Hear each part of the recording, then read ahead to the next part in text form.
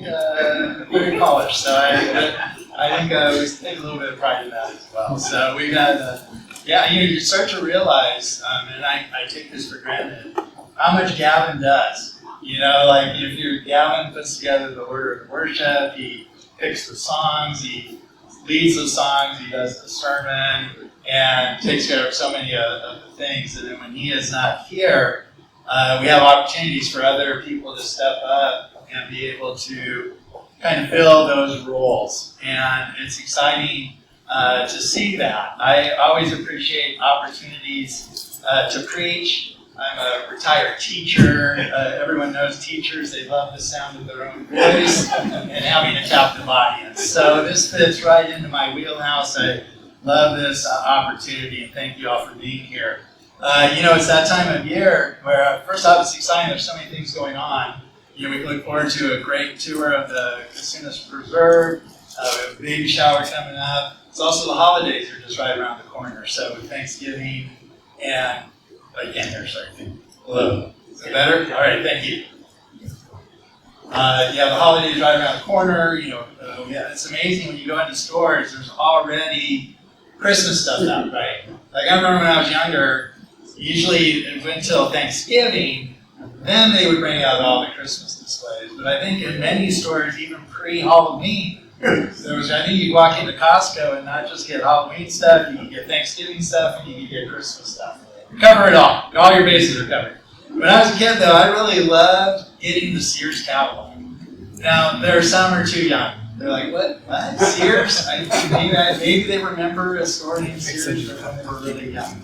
But we used to get the Sears catalog. And it was the Wish catalog. Because you would get that, and as a kid, I would be like scanning pages, and I'd get over to the toys, because I wanted to be able to pick those toys. And I would put my Christmas list together, my wish list. Amazon makes it easy now. You can just click, and then it goes into your wish list, right? But back then, I had to write all my relatives so they knew exactly what item I wanted. I would even write the catalog number. I would write the price. If there was a color choice, I wanted them to know what color I wanted. I put together that list. I wanted it to be incredibly thorough. Well, most of the time I never got anything to do with that list. But I wanted to have a list. And I love lists. I love to-do lists. Molly, my wife, she loves giving me honey-do lists.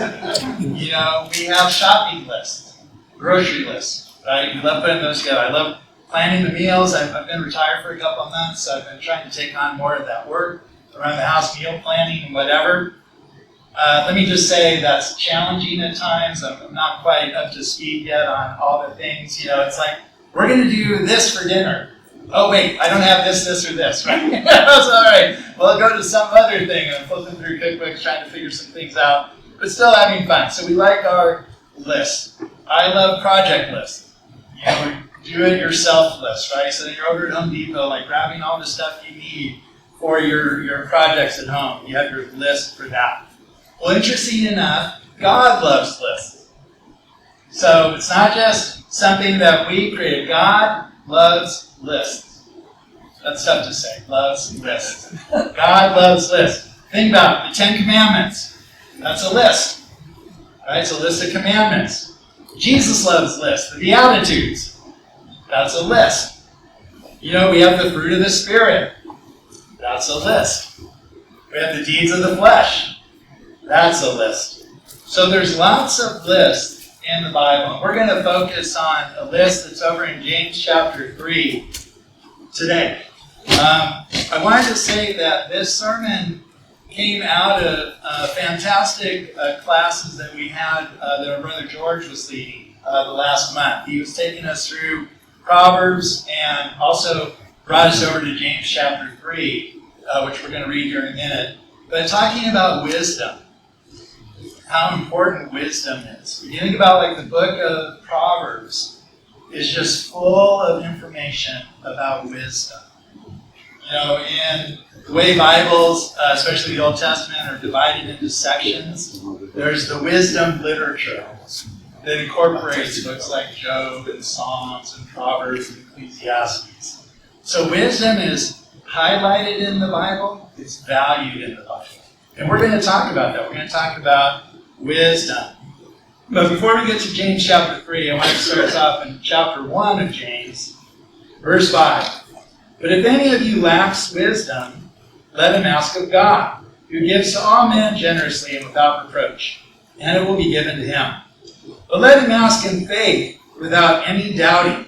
For the one who doubts is like the surf of the sea, driven and tossed by the wind. For let not that man expect that he will receive anything from the Lord, being a double-minded man, unstable in all his ways. If we want wisdom, we ask. King Solomon is one of those famous kings in the Old Testament. What's he known for? Asking for wisdom. He didn't want riches and all that, although he's given all that anyway. God said, I'm going to give you all that. But he said, I want wisdom. And this is so important for us. But I also think it's rarely asked in today's society. If you look at the world around us, there is just a lack of wisdom. Or what the Bible refers to as worldly wisdom. And if you turn the page or scroll or whatever you're looking at, go over to James chapter 3, in verse 13, we see God is going to give us a list of what happens from worldly wisdom and what the qualities are for godly wisdom. And if we start in verse 13, it says, Who among you is wise and understanding? I'm sure when that was read in front of the church, they're just like, I am. Don't you love those rhetorical questions? Oh yeah, me. Over here, right here. Wise and understanding, that's my middle names. I'm there. No, we know when those kind of questions get asked that we're kind of like keeping our head low. We're trying to that's not me. It's the opposite of me. But it grabs your attention. It's a good opening question. Let him show by his good behavior his deeds in the gentleness of wisdom. So right there, he lets us know wisdom isn't saying I'm wise. Right? Wisdom isn't in my words. Wisdom is going to be in my deeds, in my behavior. It's not about intelligence. It's not about the degrees you have or your GPA or how many letters you have after your name. A PhD or an MD or something. I'm not diminishing those things. Those are impressive things. But that's not what wisdom is about. Knowledge? Sure. Intelligence? Sure. Even brilliance? Absolutely. But not wisdom. Wisdom comes from that relationship with God. It comes from asking God for that. And how is wisdom demonstrated in our deeds and in our good behavior? I was a special education teacher for quite a while. I also worked as an administrator. And often in my job, I would deal with students that have what we refer to as behavior issues. Maybe your child was one of those children. My children as well. But, we talked about things like behavior management. All teachers are known for their behavior management. A teacher that has a really well-run class, they're considered that's really good. Those classrooms where you walk in and it looked like total chaos, you might have formed a different impression of that. As an administrator, what I cared about was how frequently were students coming up to the office to be dealt with. I was a vice principal. So I did not enjoy those interactions very much. Usually it required a discussion with the student, a phone call home, maybe some other consequences. And we would have things like behavior support plans or behavior intervention plans for certain students. I would deal with populations that could be labeled emotionally disturbed. And you had to look for triggers, and then you had to look for solutions for those students. And we have all sorts of strategies and methodologies about how to help students with these behaviors. But what's funny about it? You run into people who are adults that could have as alarming behaviors as any student in a classroom that you may have felt was unruly or undisciplined. You can see this among adults. It's not limited to classrooms. Unfortunately, our society doesn't have great classroom management. We don't. You'll go into stores, you'll just see things like, I can't believe that person is doing that. What's the latest stuff that we'll see on YouTube or TikTok or whatever? Karens, right? And I feel bad for people named Karen because, it's not their fault. It's not their fault that this happened. But that's all the rage, right? Oh, you're a Karen. My daughter just turned 31. She loves saying my wife's a Karen. Because Molly, she's not afraid to question people or ask, well, isn't this on sale? Or this coupon's expired. Can't you still use this coupon? I don't think that's the law. She'll start to question. So my daughter goes, well, you're a Karen. Well, no, she's just asking questions, right? She's not throwing a fit or knocking things off the shelves like you see in some of these videos. But we see challenging behaviors in our society. And I'm not limiting it to the Karens. It's not the Karens of the world, right? We see these challenges. And again, where's that come from? It's a lack of godly wisdom. We look at what the world offers as wisdom, and we embrace that. If we look in verses 14 and 15 and 16. But if you have bitter jealousy and selfish ambition in your heart, do not be arrogant and so lie against the truth. This wisdom is not that which comes down from above, but is earthly, natural, demonic. For where jealousy and selfish ambition exist, there is disorder and every evil thing. Some versions use unspiritual for the word natural. I kind of like that better. It's a little clearer. And some versions use strife instead of selfish ambition. So whichever kind of version you're reading, the ideas are still the same. We can see this in our world. We realize how troubling there is, how much disorder there is. What does the world say? The world says it's good to be ambitious. Oh, you want to get ahead. You step on whoever you need to get that, climb the ladder. Grab that ring. Doesn't matter how you do it. There are those, remember back in the 80s, there was the greed is good. Right? So I'm sure that hasn't gone away. But, it's greed is good. It's okay. We're number one. Right? People go, it's my rights. I'm an American. I'm demanding my God-given rights. Well, last I checked, there aren't God-given rights. Last I looked at my Bible, the Constitution and the Bill of Rights were not God-given documents. But yet people will cling to these things. Worldly wisdom. Wisdom is from God, if it's to be worth following. That's the only way that we can be a better people, a better person, a better country, a better world. When we see things like bitter jealousy or envy, when we see things like strife, we know where that comes from. It's demonic. It's unspiritual. That's its source. I appreciated Dwayne last week praying at the end of the service. And very passionate prayer. He was very moved by a school shooting that had recently happened. Of course, that can happen almost every week these days. You look at examples of road rage. You look at the types of things, particularly around election time, the rhetoric that is out there, the things that get said, the hurtful things that are said and implied towards people. And you look at that and go, where is that? Well, we know its source, and it's not God. That's the world's wisdom.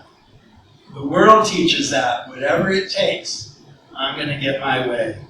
I don't have to apologize. I don't have to be merciful. I don't have to be sorry.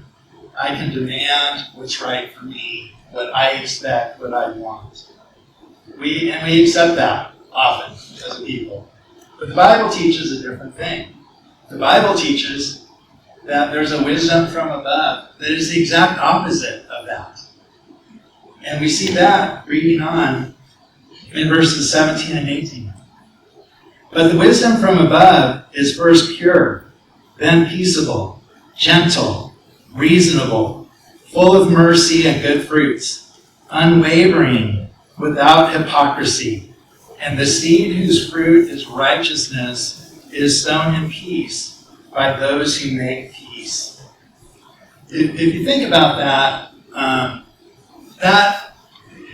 think it's rare to see those qualities in people, unfortunately. I have to admit, there's times I don't show those qualities. I want what's mine. I want to demand the things that I expect to get. I certainly can throw a hissy fit at times, particularly when a referee makes a bad call. Oh man, I'm screaming at the TV, I'm throwing things. This was funny. I was in Dallas a couple weeks ago visiting my father.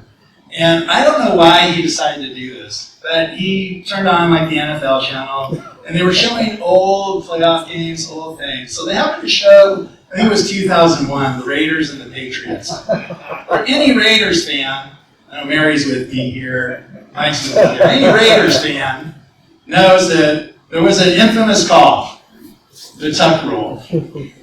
Tom Brady had fumbled, it was clear as day it was a fumble. The Raiders recovered, but no, there was this archaic rule that's since been put away. But anyway, not that I could spend the rest of the time talking about this. He had it on. And I'm like, yeah, why do we have this on? I don't need to watch this. Turn it off. He goes, I've never watched this before. Then do it when I'm not here. You'll have plenty of other times. So I was getting a little unruly. I was a little disordered. So things like that will happen when I watch things. And I have to go, okay, hold on. Another time I can get this way is during politics. During political discussions, I should say. I lost a lot of friends in 2016. I'll just leave it at that. I had to go off Facebook because I alienated many friends because of opposing political views. And, that's continued to happen. I think there were a lot of people that said I can't go on some of this social media because of that. But there were times that I was not peaceable. I was not gentle because I cared more about myself than others. I cared more about myself. Proverbs 15:1, it says, a gentle answer turns away wrath. But no, I think if I escalate, I'm going to win my argument. I'm going to make the point. I need a louder voice for you to understand how wrong you are. Or all capital letters in my tweets or whatever. That's going to let you know how wrong you are. No. Reasonable. That's a word on that list. Another word for reasonable or another phrase would be willing to yield. Okay, think about this in terms of road rage. Where does road rage come from often? They're not willing to yield. Physically yield, right? Oh, they cut me off. Oh, I should have let them. I should just let them go. But no, I have right of way. Oh, there's that word right. Right of way. You cut me off. Next thing you know, someone's pulling out a gun and shoot people. That's happened, right? We read reports of that. We know that happens. People are not willing to yield. They're not willing to be reasonable. Worldly wisdom says, my rights are more important than yours. Worldly wisdom says, I know what's best. You need to listen. Now, sometimes that works as a parent, right? When we're dealing with our children, no, trust me, you don't want to put your hand up on the stove. Don't put your hand in the hot oil. We understand that. They just need to understand and listen. Oh, go ahead and try it and see what happens. No, we don't treat our children that way. Oh yeah, run out in the street, see if you get hit by a car. No. It's the same thing as adults. We need that godly wisdom so that we know what we should and should not be doing. One of my favorite phrases in here is that without hypocrisy. And I was looking that up a little bit more because no one likes a hypocrite. I know, everyone unites on, I'm against hypocrisy. There's not an advocacy group saying, we need more hypocrisy. No one's doing that. We all unite against hypocrisy.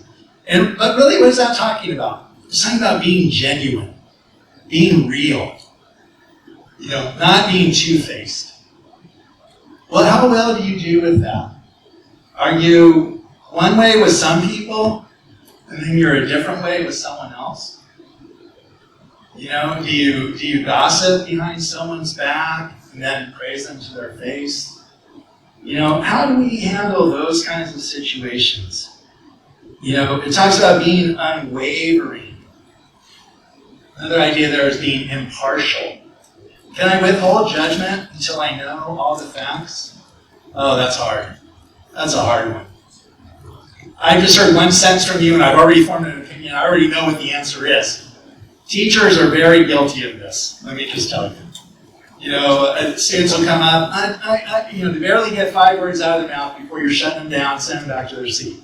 You know, teachers sometimes, no, they're better teachers than me, but I'm just saying. I've certainly seen that at times. You know, we form those opinions and we immediately have gone to some conclusion without really the factual basis that we need. Godly wisdom asks us, demands from us, the behavior to be reasonable, to be unwavering, impartial, to be without hypocrisy. Now, what if you don't have those things? Okay, I shared with you different instances that I didn't have it. What do? You ask God. How simple can it be? I ask God for that wisdom. That's what James 1 told me. I just struggle with that. That's just the way I am. It's in my DNA. No, change your DNA. Ask God to be different if your character doesn't conform to this, if your deeds are not in alignment with these verses and other verses we could look at. You need to understand that and ask of God. I fail when I don't pray. I fail to be the man that God wants me to be when I'm not asking for wisdom. When I'm just going on my gut, right? How many times it's my gut hunch, my feeling, this is what we're going to do. That's going to lead you to failure. That's going to lead you down the path of worldly wisdom. It's only when we ask God that we will have that wisdom. This wisdom is from above. It's higher than us. It's greater than us. But we can have it. How incredible is that? It's something that is so amazing, so beyond us in our own selves, is available if we ask. So next time you're praying, ask for wisdom. If you're encountering a difficult work situation, a difficult personal situation, ask for wisdom. You want to have that conversation with someone, you don't know how to do it. Ask for wisdom. You know, you're in a fight with your wife or your children or whatever, ask for wisdom. It makes it so much better. We don't have time, but if I have time, I look over in 1 Corinthians 1 and verses 18 through 25. Because Paul talks there about how God made foolish the wisdom of the world through the cross. The cross demolishes selfish ambition, bitter jealousy, and envy, because Jesus could have demanded everything. But instead, he went to the cross. He submitted himself to God's will. He didn't demand his rights. He didn't say, I'm a Jew, you can't do this to me. No. He went to the cross willingly. And to the world, that appears foolish. Are you ready to look foolish? Oh, I don't like to look foolish. Well, you know what? When you embrace the cross, you're going to look foolish. When a gentle answer is required, you turn away wrath, you're going to look like, oh, you're a wimp. You're a coward. You're a chicken. No. You're being godly. You are embracing the cross. We're excited today because we have someone that wants to embrace the cross. You know, we have Nancy who wants to be baptized. So I'm going to have Nancy come on up here. We're going to ask her for her good confession, and then we're going to be able to baptize her. We thought it would be a great opportunity to do this as part of the service because it is such an exciting thing to be able to have someone be baptized. Hello, hi, it's good to have you up here. Here, you can sit right here.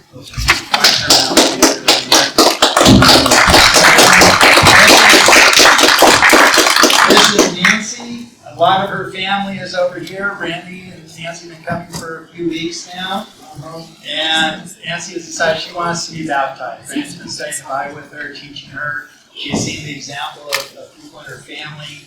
Other friends are here to support her, so we are super excited. So, Nancy, I just have a question for you. Do you believe that Jesus Christ is the Son of God, that God raised him from the dead? Yes. Based on your confession, we can now baptize you in the name of the Father, and the Son, and the Holy Spirit for the forgiveness of your sins, and you will receive the gift of the Holy Spirit. And, all right, we're going to walk over around.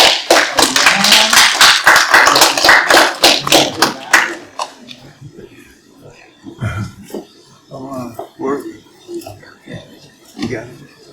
All right, that's good. Just testing the water is warm. Smart thing. Oh, thank you. Thank you.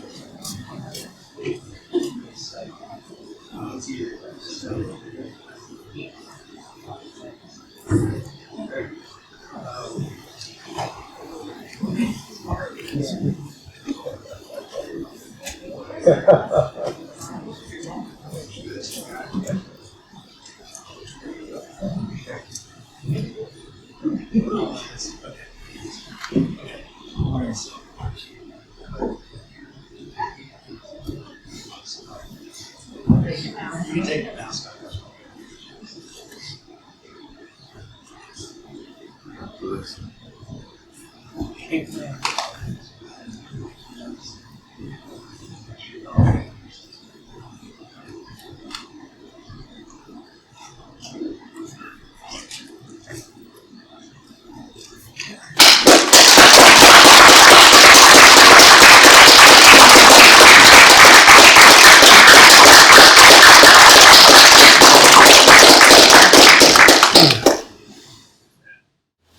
Won't you join me in a word of prayer?